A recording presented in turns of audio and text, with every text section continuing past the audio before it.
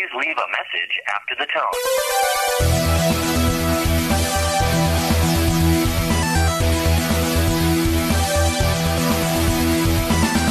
You got several questions due. Your life is going down the tubes. What do you do when you need advice? This is where it gets good. Good night. What am I fighting for?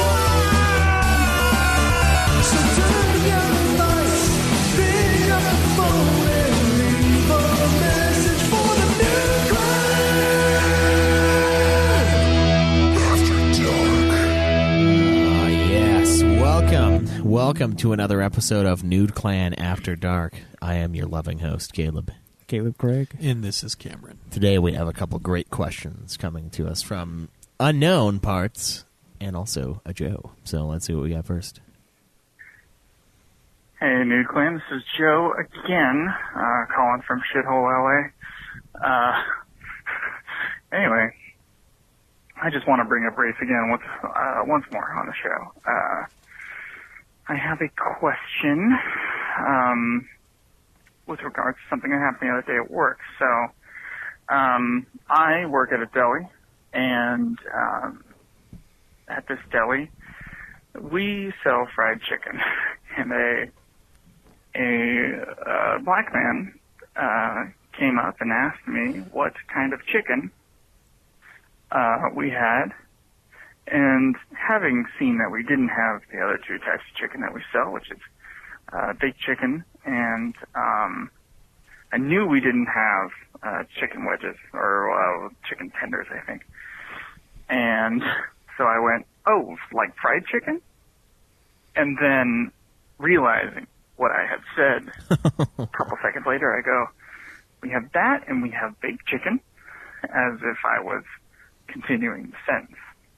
Now, I definitely didn't mean it in any racist context, and I don't even know that I ever thought about fried chicken as a black thing till I came down here to California and saw the trailer for The Green Book, which had a joke about black people and fried chicken in it.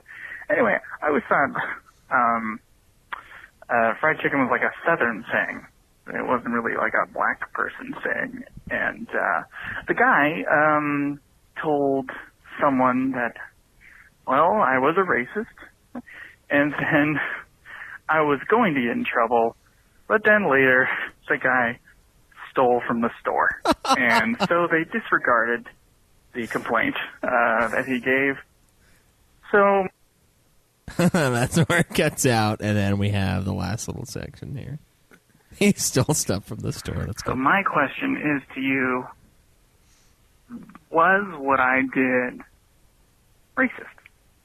Anyway, this should be fun to hear three white guys argue about. Have fun, guys. Thanks. Okay, so I love the fact that he got caught stealing from the store after calling you a racist.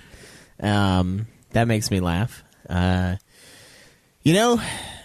don't think it's super racist to assume, because like who goes to fucking order like baked chicken? You're like, you know what? I want my chicken to be dry. Well, it's I people want my chicken that to be don't flavorless. Want to have the fucking skin and stuff on there. They don't. It's for like healthier options. Yeah, I don't think it was racist until you had that moment hesitation when you thought about it being racist. Yeah, that was the moment it kind of became racist. Yeah, I think he's onto something though with it being a Southern thing, because it is. It's a South. The South loves their fried chicken. They like fried foods in general. So yeah, because they're good. Fried chicken is the best chicken, I think. So no, I don't think that was racist. I think he was racist for stealing something and being a stereotypical, like how every racist views black people as like stealing shit and eating fried chicken. Like, I mean, the real question is, did he buy the fried chicken or did he not?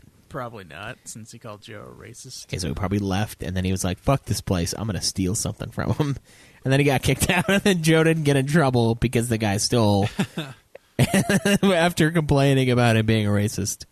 Yeah, I don't think it's inherently racist. I think, like Caleb's probably right. When you thought about, that could be racist, that was kind of like, more racist than just assuming he wanted the good kind of chicken. Well, I mean, if you didn't have anything else, like, it's not like saying, "Oh, just fried chicken is wrong." You just can explain that that's all you. Yeah, it's not like the second the guy walked up, you like pulled up a huge thing of watermelon grape soda and then like fried, right? You know, like it wasn't that. It wasn't like overtly like every stereotype thing.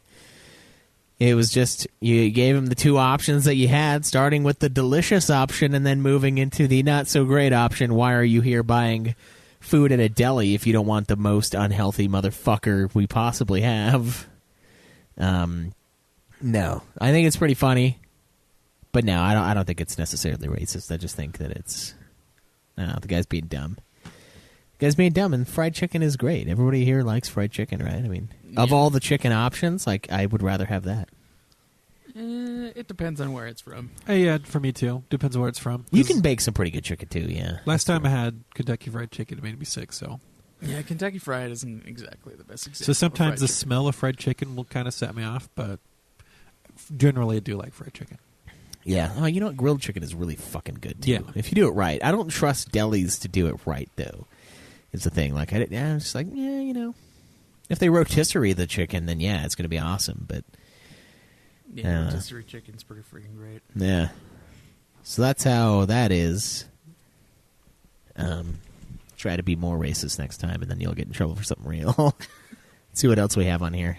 If it's even a question for us, I don't know.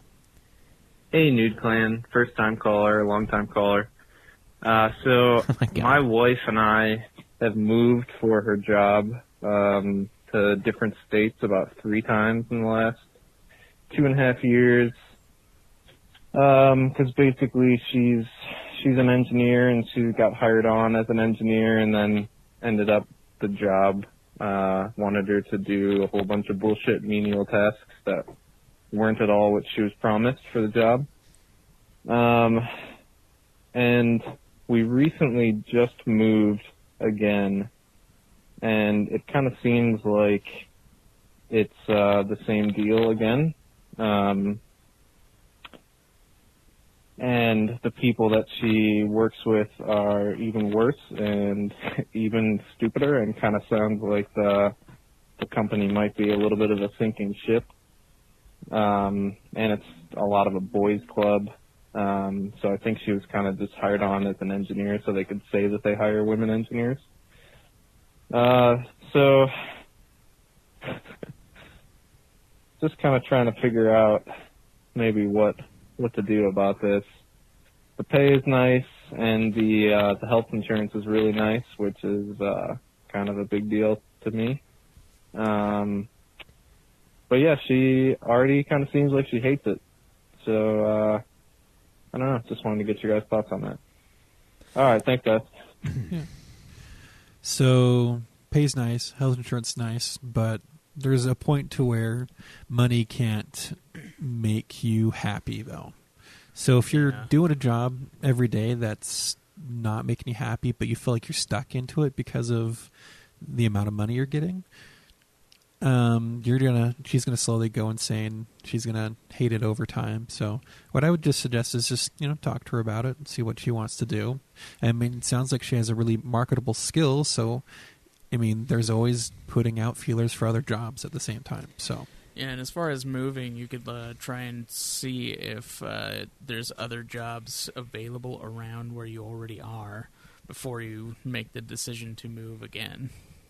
Yeah, I mean, moving over and over again is not fun. It's a pain in the ass, yeah. Just depends on, if you guys wanted to find an area you wanted to settle in to and look for jobs in that area, or if you wanted to stay where you're at, then yeah, do what Craig said. But really, once you have a skill like that where she can get jobs, you shouldn't feel like you're tied down to one job as much. And again, just talk to her and see how your wife feels about it and what she wants to do. So, for me, here's my policy on work and life, right? You work as much as you can, you make as much fucking money as you can, and then you die, right? But for me, I try to separate work from life. So, like, as much as I bitched about my job in the beginning and as much as I bitch about it continually, it doesn't really affect me that much. I just like to bitch, and I think some things are really, really, really stupid. and I get really caught up on those things, and I get enraged. But overall, my thoughts on my job are, it's fine. It's what I do. I make pretty good money. I don't think I'm stuck there, because I usually make pretty good money no matter where I go. But there are a couple things I ask myself when I have a job. One, can I move up? Is it something in which I can advance in to make more money overall? And I don't mean more money as in, like, I can work 60 hours a week and get paid more than Cameron. I mean more money as in, I can work 40 hours a week and get paid as much as someone like Cameron, who's on a pretty good salary, doesn't work a shitload of OT like me. It's about upping my base pay. That's my main objective. Every act I do, every job I take, is it a dead-end job? If the answer is yes, try to find something else while keeping that, just to make sure you have some income and find something better. And if the answer is yes, it's a dead-end job, but it pays very well, if that's what I need right now, then that's what I'm going to do. I mean, certain jobs are stepping stones for you in life, so you can develop another skill, so you can be more marketable in another way. Exactly, yeah. So she might have one of those now. It sounds like she's not using the skill that she's already developed. But if there's something else that she can do while she's there to further develop herself, then it might be worth it to stay. Mm-hmm. If it's truly a dead end, then no. I would leave, especially like Cameron said, if you have other options. And I mean, if you've gone to school for, and she's an engineer, like, she has plenty of options, I'm sure. Right. It's a very highly marketable job. If there's something that keeps her there that she can, like, develop on the side, like, further experience in a certain program, or the freedom of having a good degree and a good skill. You just don't have to feel like you're tied to any one specific place. Right. You already did the tied to one specific place thing when you went to school. Like, you got that out of the way, and you're done with that, so you don't have to do that. A lot of other great things to consider, like, are you in an area you want to stay in? Like, is it worth it to suck it up for a while and try to see if something else better comes along in that area? I mean, rather than just, that's like, the boat they're in right now. Yeah. Is it worth it to leave or stay? It's so staying, it's a great income, great, benefits. But you can use this time to start branching out and looking to other places. I mean, that's your freedom right now. Yeah. You're in a good enough place to, to float or, to do well enough right now. But then you don't have to feel like you're trapped by it. I would also, no matter what you guys end up doing, I would have her start applying for other places that are similar, no matter what. Because you can always do better. There's always a better option out there, especially if you have a degree like that. Jobs nowadays, it's climbing up the ladder is slower to... I'm not saying that all jobs are like this, but for the most part, especially in technology, climbing up a ladder at the company is generally slower progression than jumping to a new company altogether. Yeah, exactly. So it might be a longer burn, but it might be better overall. And that's something you have to consider too. Like, do you have staying power at the place she's at now? Can she do what she wants to do if she stays there long enough? It sounds like it's a sinking ship, so... Yeah, in that case... Take what you can and then always be looking for other options so you're not caught by surprise if that ship does sink too. Right, yeah, and I would say take what you can and look all the time too, because there's no reason to... If you're not happy, and I mean, not everyone can separate work from life as well as I do, and I don't even think I do it that well. Because I work to do the things I want to do and to make things like this better, like the podcast. Like, I can now buy games and play more games and have more experiences to further my podcasting, which is the fun job that I do. If you don't have that mindset, if you can't possibly put yourself into that spot, like, I've had jobs in the past where I was just miserable. And I'm not miserable now. It's mindless, which is beautiful because I get to listen to, like, books and shit, things that I love to do. But it's not miserable. If you're truly miserable and it starts affecting your day-to-day outside of work, that's when you really know you have to move on. It's just like an addiction. Like, if your gaming affects you getting to work on time, or if your alcohol consumption affects you calling out and not going to work the next day, that's when it's a problem. It's the same way with work. Yeah. One's not more important than the other. One just pays for the other, so you got to make sure you have the fucking one. It's a cycle for the two. You have to make sure they work in tandem with each other. It has to be, you have to have that equilibrium. And if the job is ruining your day life or your life after work, then you need to start looking for something else. Yeah.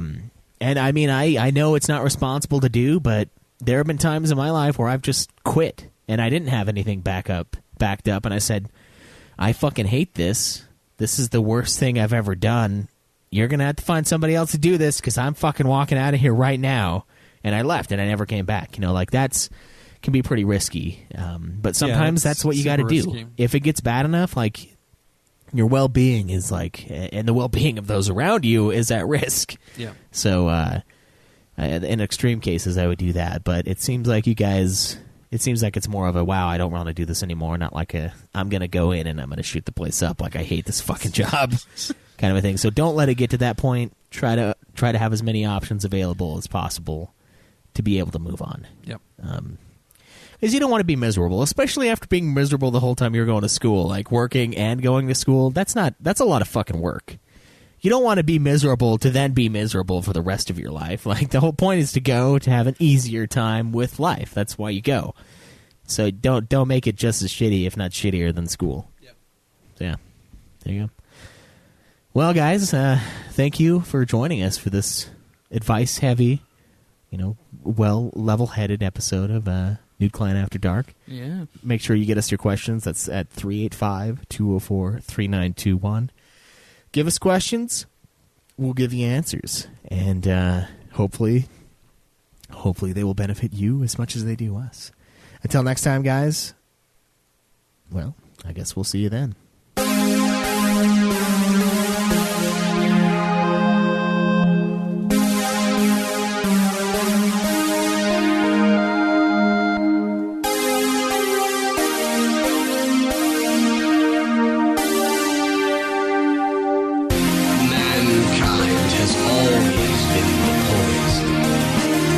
Up on yourselves and give up on the world. Every puzzle has an answer. Dumbass. Kick logic out and do the impossible. Remember that. I'm glad I met you guys. You made me pick up on things I probably would have just gone on ignoring. Don't believe in yourself. Believe in me. Believe in the